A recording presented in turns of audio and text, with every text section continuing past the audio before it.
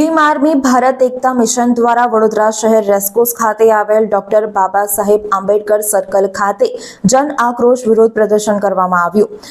દેશમાં દલિત સમાજ પર વધતા જતા અત્યાચારોના વિરોધમાં રેલી યોજી કલેક્ટરને આવેદનપત્ર આપવામાં આવ્યું। બહુજન સમાજ અને દલિત સમાજ પર થયેલા અત્યાચારોના વિરોધમાં ભીમ આર્મી ભારત એકતા મિશન વડોદરા જિલ્લા દ્વારા આજ રોજ રેસકોર્સ ખાતે આવેલા ડોક્ટર આંબેડકર સર્કલ ખાતે વિરોધ પ્રદર્શન કર્યું હતું, જેમાં મેં સરકાર હુંના બેનર પર ચપ્પલ મારો જન આક્રોશ વ્યક્ત કર્યો હતો, જેમાં દલિત સમાજ પર થતા અત્યાચારો માટે સરકાર એમને હથિયાર રાખવાનું લાયસન્સ આપે, સાથે દલિતો પર થતા અત્યાચારોને ડામવા માટે સરકાર નિષ્ફળ ગઈ હોવાય તેવા આક્ષેપો કરવામાં આવ્યા હતા। સાથે ડોક્ટર બાબા સાહેબ આંબેડકર સર્કલ ખાતે સરકાર વિરોધ સૂત્રોચ્ચાર કરવામાં આવ્યા હતા અને મોટી સંખ્યામાં દલિત સમાજના અગ્રણીઓ અને કાર્યકર્તાઓ આંદોલનમાં જોડાયા હતા।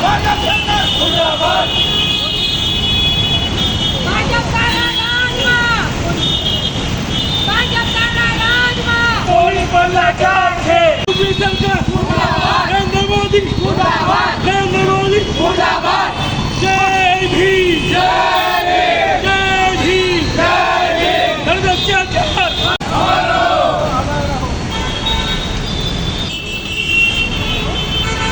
सत्ता तेरी पुलिस बनना चाहते।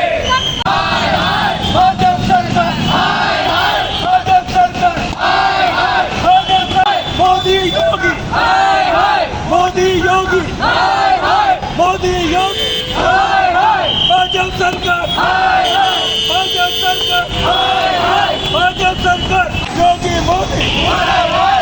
ये बच्चा कितने बड़ा? मोदी मोदी,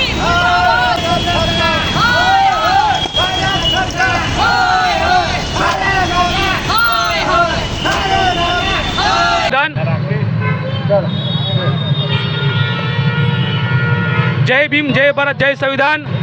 बहुजन समाज यानी कि दलित समाज पर भारत देश ની અંદર સતત અત્યાચાર વધી રહ્યા છે।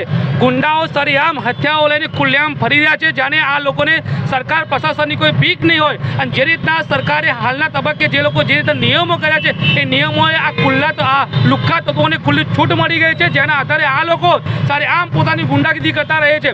માટે આજે ભીમ આર્મીના માધ્યમથી અમે સરકારશ્રીને નિવેદન કરીએ છીએ કે તમે કડક નીતિ લાવો, કડક વ્યવસ્થા કરો, નહીં તો આવનારા સમયની અંદર આખા દેશની અંદર જેલ ભરો આંદોલન અને ભીમ આર્મી દ્વારા ઉગ્ર આંદોલન કરવામાં આવશે। કારણ કે સરેઆમ અત્યારે બહુજન સમાજના લોકો પર અત્યાચાર થઈ રહ્યા છે, લોકોના મર્ડર થઈ રહ્યા છે, બેન દીકરીની ઇજ્જત લૂંટાઈ રહી છે અને એવી જગ્યાઓ પર મંદિર જેવી જગ્યાઓની અંદર પણ રેપ થઈ રહ્યા છે। ત્યારે સરકાર ચૂપ બેઠી છે।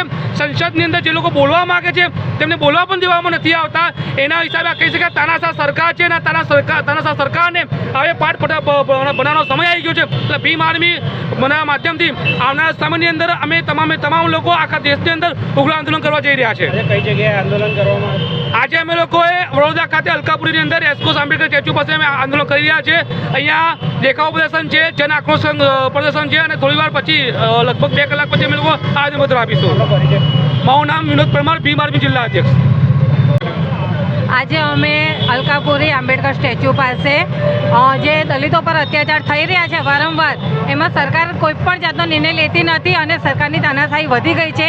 એટલે અમે લોકોએ દલિતો પર જે અત્યાચાર થઈ રહ્યો છે એના વિરોધમાં આજે અમે લોકોએ રેલી રાખી છે, પ્લસ કે જૂતિયા મારવાનો કાર્યક્રમ રાખેલો છે અને અહીંથી રેલી સ્વરૂપે અમે લોકો ચાલતા કલેક્ટરશ્રીને આવેદનપત્ર આપવા જઈશું।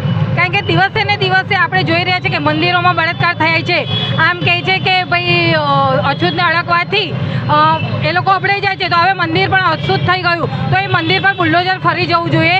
જે લોકો ધર્મની વાત કરે છે તે લોકો પોતે જ બળાત્કાર કરે છે મહિલાઓ સાથે, તો એ ધર્મનું શું શીખવાડવાના? એટલે મંદિર પર પણ બુલડોઝર ચલાવવું જોઈએ। અને અત્યારે જે ઉદયપુરમાં શંકરલાલ મેઘવાલની હત્યા કરવામાં આવી છે, તો તેના આરોપીઓ જે લોકો તેમને સજા થવી જોઈએ। અને સાથે સાથે જે જાટવભાઈને ગોળી મારવામાં આવી છે, તેમના ભાઈને પણ એમના બાળકને પણ ગોળી મારવામાં આવી છે, તો એમને પણ સજા થવી જોઈએ।